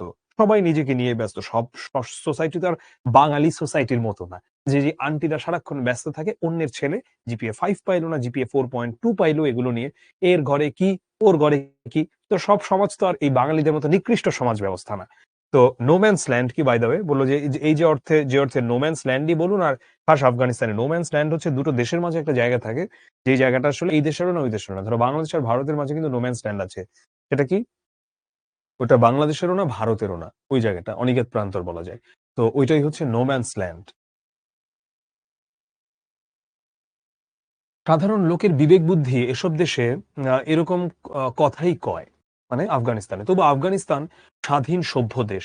আর 5টা দেশ যখন খুন খারাপির প্রতি এত বেমালুম উদাসীন নয়, তখন তাদেরও তো কিছু একটা করবার আছে এই ভেবে 2-4টে পুলিশ 2-1 দিন অকুস্থলে ঘোরাঘুরি করে যায়। মানে এখানে আসলে ধরো তারা যায় ঘোরাঘুরি করে, কিন্তু অন্যান্য দেশের মতো তারা ওইরকম কখনোই এখানে অন্যায় অবিচার বা এই জিনিসগুলোর মধ্যে তারা নেই, এটার কথাই বলছে আর কি। অকুস্থলে বলতে আসলে মূলত দুর্ঘটনার স্থান বা যেখানে ধরো কোনো কিছু একটা হয়েছে ওইরকম জায়গার কথা বলা হচ্ছে। ডান দিকে ড্রাইভার শিখ সর্দারজি, মানে শিখ সর্দারজি বলতে তিনি শিখ ধর্মের, তাকে বলছে সর্দারজি। সর্দারজি হচ্ছে মানে ধরো সম্মান দেখিয়ে বলা, আমরা বলি না যে সাহেব টাহেব এরকম, এটার মতো। বয়স তার কত 60-এর কাছাকাছি। কাঁচা পাকা দীর্ঘ দাড়িও পরে জানতে পারলুম উনি আবার রাত কানায়। তো আরেক চিন্তা, রাত কানা মানে সে রাতে দেখতে পায় না। বাদিকে আফগান সরকারের এক কর্মচারী। আচ্ছা, পেশোয়ার গিয়েছিলেন কাবুল বেতার কেন্দ্রের মাল সরঞ্জাম হারিয়ে আনবার জন্য। পেশোয়ার একটা জায়গার নাম, আর কাবুল তো আফগানিস্তানের রাজধানী। সব ভাষাই জানেন, অথচ বলতে গেলে এক ফরাসি ছাড়া অন্য কোনো ভাষাই জানেন না। অর্থাৎ আপনি যদি তার ইংরেজি না বোঝেন, তবে তিনি ভাবখানা করেন যে না আপনি যথেষ্ট ইংরেজি জানেন না। তখন তিনি ফরাসির যে 6টি শব্দ জানেন সেগুলো ছাড়েন। এরকম অনেকে আছে, দেখা যায় নিজে মানে নিজে বলতে পারে না ঘোড়ার ডিমটা, কিন্তু সে এমন ভাবে ইয়ে করবে যে তুমি নিজেই বুঝতে পারতেছো না। এমন আমার একটা অভিজ্ঞতা আছে, একবার মধুসূদন দত্তের বাড়ি গিয়েছিলাম, মানে যশোরের সাগরদাড়িতে। তো সেখানে তখন এক ভদ্রলোক লোকাল বাসের মধ্যে, আঙ্কেল আপনি তো দরকার নাই ইংলিশে কথা বলা, you sit down please, sit here I come you one, what the hell uncle, আমরা বাংলা বুঝি, আপনি বাংলাতেই বলেন প্লিজ। তখনও যদি আপনি তার বক্তব্য না বুঝেন, তবে তিনি উর্দু ঝাড়েন, মানে উর্দুতে কথা বলা শুরু করে। চেষ্টায় এমন ভাব দেখান যে অশিক্ষিত বর্বরদের সঙ্গে কথা বলার ঝকমারি, মানে ভেজাল আর কত তিনি পোহাবেন। অথচ পরে দেখলুম ভদ্রলোক অত্যন্ত বন্ধু বৎসল, বিপন্নের সহায়, মানে বিপদে মানুষের সহায়তা করে। তার উপরে বুঝতে পারলুম ভাষা বাবদে ভদ্রলোকের দুর্বলতা কেন, যখন শুনতে পেলুম যে তিনি অনেক ভাষায় পাণ্ডিত্যের দাবি করে বেতারে চাকরি পেয়েছেন। আচ্ছা, তিনি অনেক ভাষায় পাণ্ডিত্যের দাবি করে তিনি কোথায় চাকরি পেয়েছেন? বেতারে চাকরি পেয়েছেন। বাসের পেটে একপাল কাবুলি ব্যবসায়ী, মানে বাসের ভেতরে অনেকগুলো কাবুলি ব্যবসায়ী, মানে যারা কাবুলের ব্যবসায়ী, ধরো বলি না ঢাকার ব্যবসায়ী, বরিশালের ব্যবসায়ী এবং কাবুলি ব্যবসায়ী। পেশোয়ার থেকে সিগারেট, গ্রামোফোন। এখন তোমাদের মনে প্রশ্ন আসতে পারে গ্রামোফোন কি? এটার এখন আর কোনো ব্যবহার নাই। আগে মানুষ এটা ব্যবহার করত গান টান শোনার জন্য। রেকর্ড, প্লেট বাসন, ঝাড় লণ্ঠন, নানা রকম লাইট টাইট, ফুটবল, বিজলি বাতি। বিজলি বাতি বলতে আসলে তখনকার দিনে ওই তেল দিয়ে যে বাতি জ্বলতো ওটাকে বলা হতো বিজলি বাতির। সাজ সরঞ্জাম, কেতাব পুঁথি, এক কথায় দুনিয়ার সব জিনিস কিনে নিয়ে যাচ্ছে। মানে তারা বিজনেসম্যান, তারা ব্যবসা করে। বাদ বাকি প্রায় সবকিছুই আমদানি করতে হয় হিন্দুস্তান থেকে, কিছুটা রুশ থেকে। তার মানে আমরা বুঝলাম হিন্দুস্তান অর্থাৎ আমাদের এই দিক থেকে আফগানিস্তানে অনেক কিছু ইম্পোর্টেড হইতো বা আমদানি হইতো, আর বাকিটা হয়তো কোথায়, রাশিয়া থেকে হইতো। ঠিক আছে? এসব তথ্য জানবার জন্য আফগান সরকারের বাণিজ্য প্রতিবেদন পড়তে হয় না। কাবুল শহরে একটা চক্কর মারলেই হয়। মানে এখন ধরো আমাদের এখানে চাইনিজ প্রোডাক্টে ভর্তি, বাংলাদেশের ভেতরেও। এটা বুঝতে কি তোমার এখন বাংলাদেশ সরকারের প্রকাশিত কোনো মানে বিজনেস প্রতিবেদন পড়তে হবে? তুমি এটা বাংলাদেশে ঘুরলেই বোঝা যায়, এখানে সবই তো চাইনিজ। যেসব সেসব পরের কথা। পেশোয়ার থেকে জমরুদ দুর্গ একটা জায়গার নাম, 10.5 মাইল সমতল ভূমি। সেখানে এক দফা পাসপোর্ট দেখাতে হলো। তারপর খাইবার গিরি সংকট। খাইবার গিরি সংকটটা কি? এটা হচ্ছে মূলত খাইবার পাস, বা এই জায়গাটাতে আমরা, মানে এই জায়গাটার কথা যদি বলি, খাইবার গিরি সংকট, এই জায়গাটা আমরা দেখবো একটু পরে, আমরা এটা নিয়ে কথা বলবো। আমি তখন তোমাদেরকে এটা বলবো। মূলত এটা হচ্ছে পাকিস্তান আর আফগানিস্তানের সীমান্তবর্তী একটা জায়গা আর কি। দুদিকে 1000 ফুট উঁচু পাথরের ন্যাড়া পাহাড়। ন্যাড়া পাহাড় বলতে বোঝাচ্ছে পাহাড়ের গায়ে যে অনেক গাছগাছালি আছে এমন না। মাঝখানে খাইবার পাস। একজোড়া রাস্তা একে বেঁকে একে অন্যের গা ঘেঁষে চলেছে কাবুলের দিকে। এক রাস্তা মোটরের জন্য, অন্য রাস্তা উট, খচ্চর, গাধা, ঘোড়ার পণ্য বাহিনী, কারণ ওদেরকে দিয়ে আবার মাল টানাইতো, বা ক্যারাভানের জন্য। ঠিক আছে? এগুলোর জন্য, অথবা কি, অথবা হচ্ছে ক্যারাভানের জন্য। ক্যারাভান বলতে মূলত যদিও বোঝানো হয় কাফেলা। আমি জানি না তোমরা কতটুকু ভালো বুঝতে পারবা এই কাফেলা বা ক্যারাভানের মানে, কিন্তু আমি যদি একটু সহজ ভাষায় বলি, সেটা হচ্ছে বিজনেসের কাজে যখন একদল লোক একসাথে ভ্রমণ করে তখন সেটাকে ক্যারাভান বলা হতো আর কি তখনকার দিনে। সংকীর্ণতম স্থলে, মানে খুবই অল্প জায়গায়, দুই রাস্তায় মিলে 30 হাতও হবে না, খুবই ছোট রাস্তা। সে রাস্তা আবার মাতালের মতো টলতে টলতে এতই এঁকে বেঁকে গিয়েছে, এটা কিন্তু খুবই ভয়ঙ্কর রাস্তা বাই দা ওয়ে। আমরা এখন যেই রাস্তাটার কথা বলেছি, হ্যাঁ, খাইবার গিরিশঙ্কর, যেটা যে কোনো জায়গায় দাঁড়ালে চোখে পড়ে ডানে বায়ে পাহাড়, সামনে পিছনে পাহাড়। দ্বিপ্রহর সূর্য, দুপুর বেলার সূর্য সেই নরককুণ্ডে, মানে ওখানে প্রচন্ড গরম সোজা নেমে এসেছে। তাই নিয়ে চতুর্দিকের পাহাড় যেন লোফালুফি খেলছে যে কে কত গরম দিবে। অবাক হয়ে দেখছি সেই গরমে বুখারার পুস্তিন। আচ্ছা, এখানে এই একটা কথা বলে নেওয়া ভালো, যে বুখারা বলতে মূলত আসলে কি বোঝানো হচ্ছে। আমি তার আগে একটু জানতে চাই তোমাদের কাছ থেকে, আমি চ্যাটটা ওপেন করে দিচ্ছি। তোমরা কে কে ইমাম বুখারীর নাম শুনেছো? একটু আমাকে লিখো তো, তোমরা কে কে ইমাম বুখারীর নাম শুনেছো?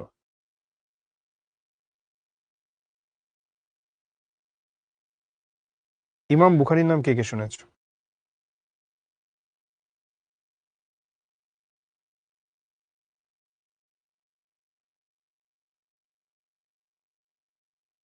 আচ্ছা, শুনেছো। তো বুখারেস্ট, তো এই জায়গাটা আসলে, আচ্ছা আমি আবার পজ করে দিলাম। হ্যাঁ, ইমাম বুখারী মূলত আসলে তাকে ওই জায়গায় তিনি ছিলেন বলে তাকে বুখারী বলা হয়। বুখারী তার প্রকৃত নাম নয়। যেমন ধরো বলে মিজানুর রহমান আজহারী। আজহারী তো ওনার রিয়েল নাম। আজহারী মানে কি? তিনি হচ্ছেন আল আজহার ইউনিভার্সিটিতে পড়েছেন। এইজন্য তাকে আজহারী বলা হয়ে থাকে। এখন ধরো তুমি বললা যে আব্দুল্লাহ ঢাকাইয়া বা আব্দুল্লাহ চাঁদপুরি, আমার পৈতৃক নিবাস চাঁদপুর। কারণ আমি তো, এটা তো আমার রিয়েল নাম না চাঁদপুর। এখন তুমি নাম বললাম মানে চাঁদপুরি। এইরকম আরকি।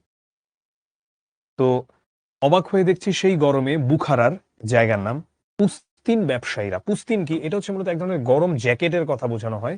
জ্যাকেট বলতে পারো। পুস্তিন ব্যবসায়ীরা 2 ইঞ্চি পুরু লোমওয়ালা চামড়ার ওভারকোট গায়ে দিয়ে খচ্চর খেদিয়ে খেদিয়ে, মানে খচ্চর, এই তারা এই যত যত ভারতবর্ষের দিকে চলেছে। সর্দারজিকে রহস্য সমাধানের অনুরোধ জানালে, মানে সর্দারজি বলতে এই ড্রাইভারকে ও জিজ্ঞেস করলো কাহিনীটা কি। তখন তিনি বললেন, যাদের অভ্যেস হয়ে গিয়েছে তাদের পক্ষে সত্যই এরকম পুরু জামা এই গরমে আরামদায়ক। মানে ওর প্রশ্নটা ছিল যে সর্দারজিকে, যে কিভাবে এই গরমে এই ধরনের ড্রেস তারা পরে আছে। এখন মানুষের অভ্যস্ততা বিষয়টা এমন যে, ধরো যারা একদম শীতের দেশে থাকে তাদের কাছে 12 ডিগ্রি 13 ডিগ্রি এটা হচ্ছে সামার। তারা ধরো তখন শর্টস পরতেছে, ঠিক আছে, বা মানে পাতলা গেঞ্জি পরতেছে। আমরা পারবো 12 13 ডিগ্রিতে? 12 ডিগ্রিতে আমার তো জ্যাকেট না বললে তো আমি ঠান্ডা লেগে যাবো, আমার তোমার ঠান্ডা লেগে যাবে, এরকম অবস্থা।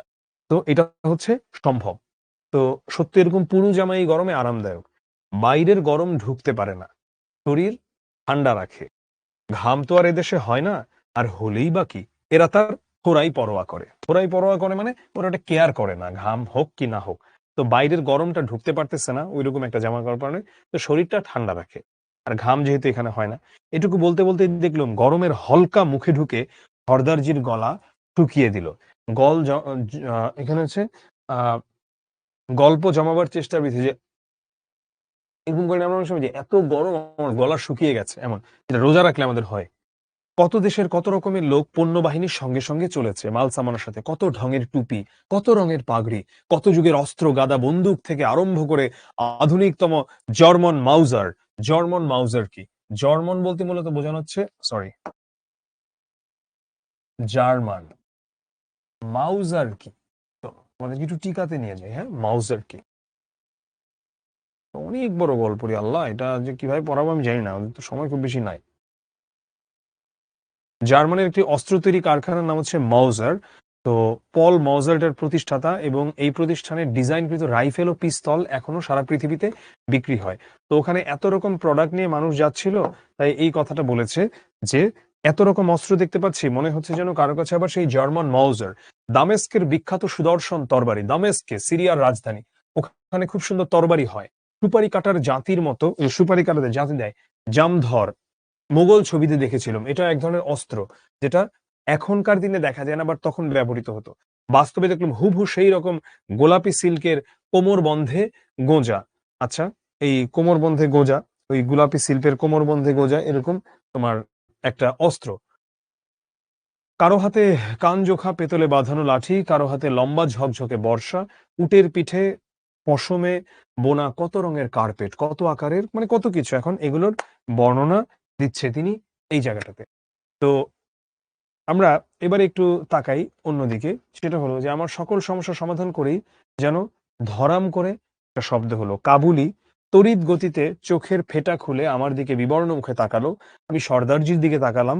তিনি দেখি অতি শান্তভাবে গাড়িখানা একপাশে নিয়ে দাঁড় করালেন, বললেন, টায়ার ফেসেছে। আচ্ছা, প্রতিবারই হয়, এই গরমে না হয় বিচিত্র, টায়ার ফাটতেই পারে, প্রয়োজন ছিল না, তবু সর্দারজি আমাদের স্মরণ করিয়ে দিলেন যে ফাইবার পাসের রাস্তা দুটো সরকারের বটে, কিন্তু দুদিকে জমি পাঠানের, সেখানে নেমেছো কি মরেছো। তার মানে পাঠানের ওখানে নামা যাবে না। আড়ালে আবডালে পাঠান সুযোগের অপেক্ষায় ওঁত পেতে বসে আছে, সুযোগ নামলেই একদম ঠিক আছে ধরবে। তো এটা সে আগে থেকেই সাবধান করে দিল। পাঠান যাতে ঠিক রাস্তার বুকের উপর রাহাজানি না করে, মানে কোনো ভেজাল না করে, তার জন্য খাইবার পাসের দুদিকে যেখানে বসতি আছে সেখানকার পাঠানদের ইংরেজ 2 টাকা করে বছরে খাজনা দেয়, বুঝো। পাঠানদেরকে ইংরেজ যা পর্যন্ত ভয় পাইতো। পরে আরেকটি শর্ত অতি কষ্টে আদায় করেছে। আফ্রিদি আফ্রিদিতে ঝগড়া বাঁধলে রাস্তার এপারে ওপারে যেন বন্দুক না মারা হয়। মোটর আবার চলল। আচ্ছা, পরে আরেকটা শর্ত অতি কষ্টে আদায় করেছে। কি শর্ত আদায় করেছে ইংরেজরা? ধরো দুই পাশের পাঠানের মধ্যে যদি ঝগড়া হয়, এরা যেন আবার বন্দুক লয়ে মারামারি শুরু না করে। তো কাবুলির গলা ভেঙে গিয়েছে, যে কাবুল অঞ্চলের তাকে বলা হয় কাবুলি। তো এখানে ওই ব্যক্তির কথা বলা হচ্ছে যিনি কাবুল অঞ্চলের। তবু বিড়বিড় করে যা বলছিলেন সেটার অর্থ এমন যে কালই কাবুল পৌঁছে যাচ্ছি, সেখানে পৌঁছে কাবুল নদীতে ডুব দেব। বরফ গলা হিমজল পাহাড় থেকে নেমে এসেছে, দিল জান কলিজা সব ঠান্ডা হয়ে যাবে, কারণ এত গরম। তাই বলছে যে ওখানে যে একদম পানিতে ডুব দিবে। আমি বললাম, আপনার মুখে ফুল চন্দন পড়ুক, মানে আপনার কথাটা সত্য হোক। হঠাৎ দেখি সামনে কি মরিচিকা। মরীচিকা মানে আমরা বুঝি যে যেটা সামনে নাই ওটা দেখতে পাচ্ছি, ধরো সমুদ্রের মাঝে পানি। সমস্ত রাস্তা বন্ধ করে গেট কেন? মোটর থামলো, পাসপোর্ট দেখাতে হলো, গেট খুলে গেল, আফগানিস্তানে ঢুকলুম। বড় বড় হরফে সাইনবোর্ডে লেখা। কাবুলি বললেন, দুনিয়ার সব পরীক্ষা পাশ করার চেয়ে বড় পরীক্ষা ফাইবার পাস পাশ করা। আলহামদুলিল্লাহ, মানে আল্লাহকে ধন্যবাদ। আমি বললাম, আমি ওই খাইবার পাসের রাস্তা কেমন একটু সার্চ করে দেখো। রুহি সিনেট একজন টার্কিশ ট্রাভেল ভ্লগার, তিনি কিন্তু সেখানটাতে গিয়েছিলেন। ভয়ঙ্কর রাস্তা, মানে দেখলাম আল্লাহ, এখান থেকে কেমনে কেমনে যায় মানুষ। এটা কোথায়? এটা হচ্ছে আফগানিস্তান এবং পাকিস্তানের সীমান্তবর্তী। তো খাইবার পাস সুখে দুঃখে পেরোলাম এবং মনে মনে আশা করলাম এইবার গরম কমবে, কমলো। কিন্তু পাসের ভেতর পিচ ঢালা রাস্তা ছিল, তা সে সংকীর্ণ হোক আর বিস্তীর্ণই হোক, এখন আর রাস্তা বলে কোনো বালাই নেই। হাজার বছরের লোক চলাচলের ফলে পাথর এবং অতি সামান্য মাটির উপর যে দাগ পড়েছে, তারই উপর দিয়ে মোটর চলে, মানে ভয়ঙ্কর। এই দাগের উপর দিয়ে অন্য বাহিনীর যেতে আসতে কোনো অসুবিধা হয় না, কিন্তু মোটর আরোহীর পক্ষে যে কতদূর পীড়াদায়ক বুঝতেই পারছো। রাস্তা ছাড়া ঝাঁকি খাইতে খাইতে তো অবস্থা শেষ। তো আহ লান্ডিকোটাল থেকে দক্কা 10 মাইল। আচ্ছা, এটা জায়গার নাম বলছে আর কি, লান্ডিকোটাল, সেখান থেকে দক্কা কতটুকু? 10 মাইল। সেই মরুপ্রান্তরে দক্কা দুর্গ অত্যন্ত অবান্তর বলে মনে হলো, মানে এটার কোনো মানে নাই। ওই মরুপ্রান্তরে এরকম একটা দুর্গে মাটি আর খড় মিশিয়ে পিটে পিটে উঁচু দেয়াল গড়ে তোলা হয়েছে, আশপাশের রঙের সঙ্গে রং মিলিয়ে, ফ্যাকাশে, ময়লা, ঘিন ঘিনে হলদে রং। দেয়ালের উপরের দিকে একসারি গর্ত, দুর্গের লোক তারই ভিতর দিয়ে বন্দুকের নল গলিয়ে নিরাপদে বাইরের শত্রুকে গুলি করতে পারে। দূর থেকে সেই কালো কালো গর্ত দেখে মনে হয় যেন অন্ধের উপড়ে নেওয়া চোখের শূন্য কোটর। কিন্তু দুর্গের সামনে এসে বাঁ দিকে তাকিয়ে চোখ জুড়িয়ে গেল। ছলছল করে কাবুল নদী বাঁক নিয়ে এক পাশ দিয়ে চলে গিয়েছেন। ডান দিকে এক ফালি সবুজ আঁচল লুটিয়ে পড়েছে। কাবুলি বললেন, চলুন দুর্গের ভেতরে যাই, পাসপোর্ট দেখাতে হবে, আমরা সরকারি কর্মচারী, তাড়াতাড়ি ছেড়ে দেবে, তাহলে সন্ধ্যার আগেই জালালাবাদ পৌঁছাতে পারবো। এই জালালাবাদ আমাদের সিলেট না, এটা হচ্ছে ওখানকার একটা জায়গা। দুর্গের অফিসার আমাকে বিদেশি দেখে প্রচুর খাতির যত্ন করলেন। দক্কার মতো জায়গার নাম দক্কা, বরফের কল থাকার কথা নয়, কিন্তু যে শরবত খেলুম তার জন্য ঠান্ডা জলও মানে যথেষ্ট নয়, এত অসাধারণ। তা আফগানিস্তানের অফিসার যদি কবি হতে পারেন, তবে তার পক্ষে পীর হয়ে ভবিষ্যৎবাণী করাও কিছুমাত্র বিচিত্র নয়। তিনবার চাকা ফাটালো, আর ইঞ্জিন সর্দারজির উপর গোসা করে দুবার গুম হলেন, মানে ইঞ্জিনও নষ্ট হলো, চাকাও ফাটলো, চাকা সরালো, সবই ঠিক হলো এবং গেল। তবে জালালাবাদ পৌঁছাবার কয়েক মাইল আগে সর্দারজির কোমর বন্ধ অথবা নিবি বন্ধ কিংবা বেল্ট যাই বলুন, মানে বেল্ট বেল্ট আর কি, কোমরে যেটা পরি, সেটা ছিঁড়ে দুই টুকরা হয়ে গেল। তখন খবর পেলাম সর্দারজিও রাত কানা। রেডিওর কর্মচারী আমার কানটাকে মাইক্রোফোন ভেবে ফিসফিস করে প্রচার করে দিলেন, অদ্যকার মতো মানে আজকের মতো আমাদের অনুষ্ঠান এইখানেই সমাপ্ত হলো, কাল সকাল 7টায় আমরা আবার উপস্থিত হব। মানে উনি রেডিওতে চাকরি করে রেডিওর মধ্যে বলেছে, আজকের মতো এখানেই শেষ, কালকে আমরা আবার উপস্থিত হব, মানে আজকের মতো যাত্রা এখানেই শেষ। তো আধ মাইলটা দূরে আফগান সরাই, বেতারের সাহেব ও আমি আস্তে আস্তে সেদিকে এগিয়ে চললুম। বাদ বাকি আর সকল হই হুল্লা করে গাড়ি ঠেলে নিয়ে চললো, তারা গাড়ি ঠেলে নিয়ে চললো, আর ওরা গেল সরাইয়ে, যেখানে ওরা থাকবে। সর্দারজি তম্বি করে বলল, মানে একটু পা চালিও, সন্ধ্যা হয়ে গেলে, মানে একটু জোর দিয়ে বলল, সরাইয়ের দরজা বন্ধ করে দেবে। সরাই তো নয়, ভীষণ দুশ্মনের মতো দাঁড়িয়ে এক চৌকো দুর্গ, এরকম আর কি। তো কর্ম অন্তে নিভৃত পান্থশালাতে, খাবার জায়গা বলতে আমাদের চোখে যে স্নিগ্ধতার ছবি ফুটে ওঠে, সরাই মানে ওখানে মূলত খাবার দাবার খায়, এর সঙ্গে সেটার কোনো সম্পর্ক নেই। 30 ফুট উঁচু হলদে মাটির নিরেট চারখানা দেয়াল, সামনের খানাতে এক বিরাট দরজা, তার ভেতর দিয়ে উট, বাস, ডবল ডেকার পর্যন্ত অনায়াসে ঢুকতে পারে। কিন্তু ভেতরে যাবার সময় মনে হয় এই শেষ ঢোকা, এ দানবের পেট থেকে আর বেরোতে হবে না। ঢুকেই থমকে দাঁড়ালুম। কত শত শতাব্দীর পুঞ্জীভূত দুর্গন্ধ আমাকে ধাক্কা মেরেছিল বলতে পারিনে, কিন্তু মনে হলো আমি যেন সে ধাক্কায় 3 গজ পিছিয়ে গেলুম। ব্যাপারটা কি বুঝতে অবশ্য বেশি সময় লাগলো না। এলাকাটা মৌসুমী হাওয়ার বাইরে, তাই এখানে কখনো বৃষ্টি হয় না, আর জায়গাটা যথেষ্ট উঁচু নয় বলে ওই জায়গাতে আবার বরফও পড়ে না। আশেপাশে নদী বা ঝর্ণা নেই বলে ধোয়া মোছার জন্য জলের অনেক খরচ হবে, সেই খরচের কথা ওঠে না। অতএব সিকান্দার শাহী বাজিরাজ থেকে আরম্ভ করে পরশুদিনের আস্ত ভেড়ার পাল যেসব অবদান রেখে গিয়েছে, তার স্থূলভাগ মাঝে মাঝে সাফ করা হয়েছে বটে, কিন্তু সূক্ষ্ম গন্ধ সর্বত্র এমনি স্তরীভূত হয়ে আছে যে ভয় হয় ধাক্কা দিয়ে না সরালে এগিয়ে যাওয়া অসম্ভব। তো উনি আসলে এমন ভাষায় লিখতেন সৈয়দ মুজতবা, এটাও সত্য যে এখন এইভাবে কেউ বাংলা লিখেও না, এইভাবে কেউ বাংলা পড়েও না, এইভাবে কেউ বাংলা বলেও না। তাই উনার বেশিরভাগ লেখা এখন আর অন্তত নতুন প্রজন্মের কাছে জনপ্রিয় না, কারণ এই বাংলা পড়ে বেশিরভাগ মানুষ বুঝেই না যে উনি কি বলতে চাচ্ছেন। আবার আরেকটা কারণ হচ্ছে যে উনার এই বাংলাটা এখনকার প্রজন্মের জন্য উপযুক্ত বলেও আমার কাছে মনে হয় না, এবং উনি ইচ্ছা করে উনার ভাষার অনেক দক্ষতা দেখানোর চেষ্টা করতেন, যেটা এখনকার মানুষ আসলে আর পছন্দ করার মতো কথা নয়। এখনকার পাঠক খুব সহজ সরল ভাবে জিনিসগুলোকে জানতে চায়। তো তিনি যেটা বোঝাতে চাচ্ছেন এত কথাবার্তা দিয়ে, সেটা হলো যে ওখানে অনেক দুর্গন্ধ ভেড়ার পালের। ঠিক আছে, যাই হোক, ভোরবেলা ঘুম ভাঙলো আজান শুনে, নামাজ পড়ালেন বুখারার এক পুস্তিন সদাগর। উৎকৃষ্ট আরবি উচ্চারণ শুনে বিস্ময় মানলুম যে তুর্কিস্তানে এত ভালো উচ্চারণ টিকে রইল কি করে, কিভাবে উচ্চারণ এত ভালো। তো বেতারওয়ালাকে জিজ্ঞাসা করতে তিনি বললেন, আপনি নিজেই জিজ্ঞেস করুন না। তো আমি বললাম, কিছু যদি মনে করেন। আমার এই সংকোচে তিনি এত আশ্চর্য হলেন যে বুঝতে পারলুম খাস প্রাচ্য দেশে অচেনা অজানা লোককে যে কোনো প্রশ্ন জিজ্ঞাসা করতে বাধা নেই। মানে আমাদের প্রাচ্য বলতে কি, প্রাচ্য হচ্ছে এই অঞ্চলে, খাস প্রাচ্য দেশে অচেনা অজানা লোককে যে কোনো প্রশ্ন জিজ্ঞাসা করতে বাধা নেই। মানে আফগানিস্তানের মতো জায়গাতে, সহজ কথায় বোঝাচ্ছে এখানে, যে কোনো প্রশ্ন জিজ্ঞাসা করতে কোনো বাধা নেই, মানুষকে তুমি জিজ্ঞাসা করতে পারো। পরে জানলাম যার সম্বন্ধে কৌতূহল দেখানো হয় সে তাতে বরঞ্চ খুশি হয়। আমাদের এখানে হয়তো বা মানুষ প্রশ্ন অপছন্দ করে, ওখানটাতে এমন নয়। মোটরে বসে তারই খেই তুলে নিয়ে আগের রাতের অভিজ্ঞতার জমা খরচা নিতে লাগলুম। চোখ বন্ধ অবস্থায় ঠান্ডা হওয়ার প্রথম পরশ পেলুম। খুলে দেখি সামনে সবুজ উপত্যকা, রাস্তার দুদিকে ফসল ক্ষেত। সর্দারজি পরিচয় করিয়ে দিয়ে বললেন, জালালাবাদ। তখন দুদিকেই সবুজ আর লোকজনের ঘরবাড়ি। সামান্য একটি নদী ক্ষুদ্রতম সুযোগ পেলে যে কি মোহন সবুজের লীলা খেলা দেখাতে পারে, জালালাবাদে তার অতি মধুর তসবির। যা হোক, আমরা আসলে এই পুরোটা আর বেশি আগাবো না, পুরোটা শুধু এমন বর্ণনায় গিয়েছে আর এক গাদা কঠিন শব্দেই গিয়েছে। তো এইভাবে এটা পুরোটা শেষ হয়েছে আজকে। তো আমি এবার একটু আমাদের এটার একদম শেষে চলে যাই সেটা কি, শেষে চলে যাই তোমাদেরকে একটা জিনিস বোঝানোর জন্য। ওয়েট, বুখারা হচ্ছে উজবেকিস্তানে, তাই তো?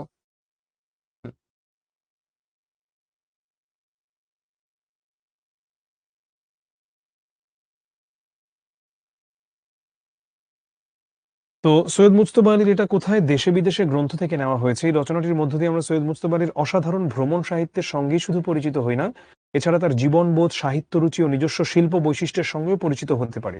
সৈয়দ মুজতবা আলী বিচিত্র এক জীবন যাপন করেছেন, কত জনপদ, কত মানুষ আর কত ঘটনার সঙ্গে যে তিনি এক জীবনে পরিচিত হয়েছেন তার কোনো ইয়ত্তা মানে কি সীমা, এটার কোনো সীমা পরিসীমা নেই।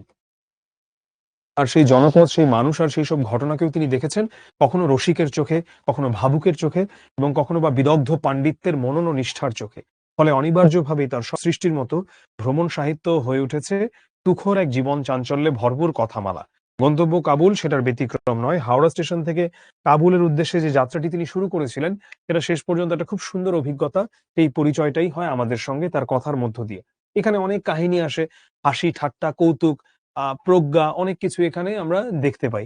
যেমন যাত্রার শুরুতে যখন গাড়িতে উঠতে গেলে একজন ইংরেজ যে ডাক দিয়ে বলেছেন এটা ইউরোপিয়ানদের জন্য, এই একটা মাত্র উক্তির মধ্যে ব্রিটিশ শাসিত ২০০ বছরের ইতিহাসের একটা মাত্রা অনুভব করা যায়, যে মানুষ তখন কেমন ছিল, যে ওরা আমাদেরকে মানুষ মনে করতো না, ওরা নিজেদেরকে মনে করতো ঈশ্বর, এবং আমাদেরকে মনে করতো খুব নিম্ন জাতের কেউ। আবার সেই ফিরিঙ্গির সঙ্গে যখন শান্তিপূর্ণ বন্ধুত্বপূর্ণ যাত্রা শুরু হয় আর ভাগ বাটোয়ারা করে খাওয়া হয় নিজেদের সঙ্গে করে আনা বিচিত্র খাবার, তখন অন্য এক ইতিহাসের সঙ্গে আমাদের পরিচয় ঘটে।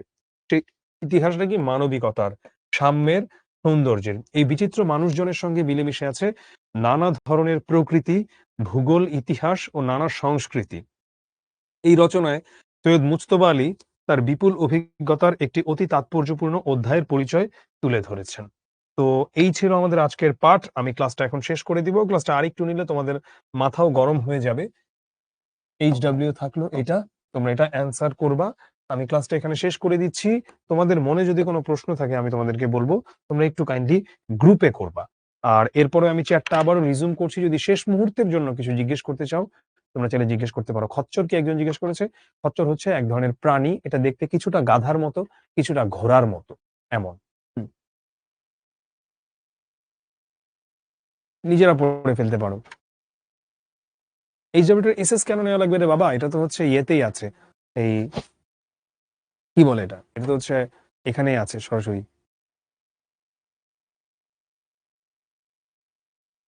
ফিরিঙ্গি কোথায় গেল, ওর বর্ণনাটা আর নাই এরপরে।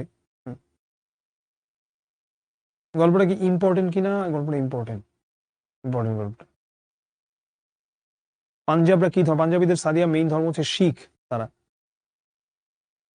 ইশরাত জাহান আমি কিছু বুঝিনি, ইশরাত আছে এটা বোঝা আসলে জাস্ট গল্প, পড়ে কি বুঝবা।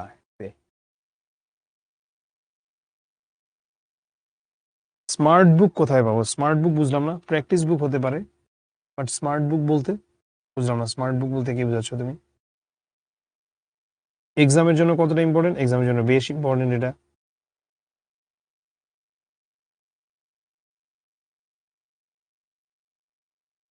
তসবি, তসবির অর্থ হচ্ছে চিত্র বা ছবি। ওকে, ঠিক আছে। আমি ক্লাসটা শেষ করি আমার মনে হয়। শিখে, হ্যাঁ ভাই, 9টা মুদ্রা মনে কর 9 টাকা দিয়ে কিনছোস, এটাই। ঠিক আছে, আল্লাহ হাফেজ, সালাম আলাইকুম।